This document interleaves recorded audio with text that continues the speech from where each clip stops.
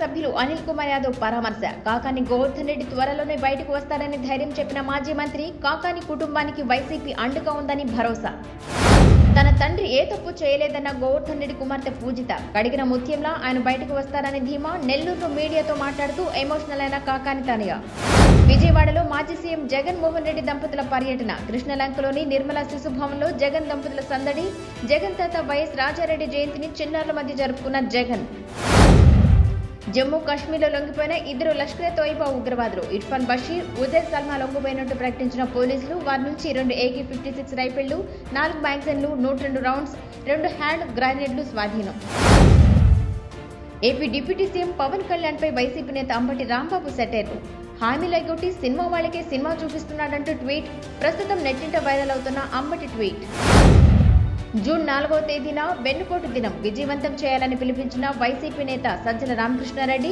Teleconference లో YCP నేతలకు కీలక ఆదేశాలు. ఏపీలో 10వ తరగతి మూల్యాంకనంలో ఘోర తప్పిదాలు. రీఎడిఫికేషన్, రీకౌంటింగ్ లో టీచర్లు, అధికారుల నిర్లక్ష్యం బట్టబయలు. పిల్లల జీవితాలతో చెలగాటం ఆడుతున్నారని తల్లిదండ్రుల ఆగ్రహం.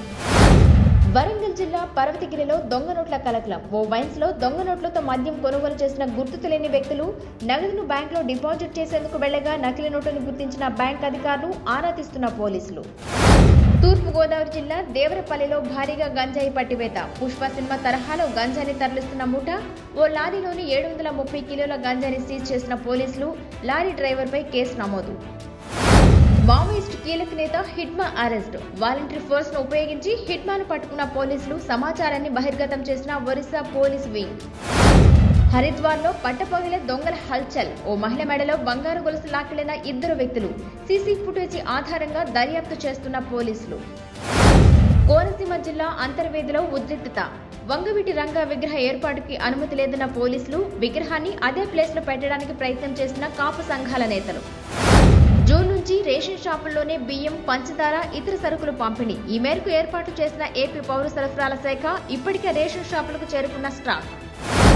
గద్దర్ అవార్డులను ప్రకటించిన తెలంగాణ రాష్ట్ర ప్రభుత్వం. మొత్తం 1248 నామినేషన్ల పరిశీలన. 2024 బెస్ట్ ఫిల్మ్ గా నిలిచిన కల్కి. 14 ఏళ్ల తర్వాత అవార్డులు ప్రకటించిన ప్రభుత్వం.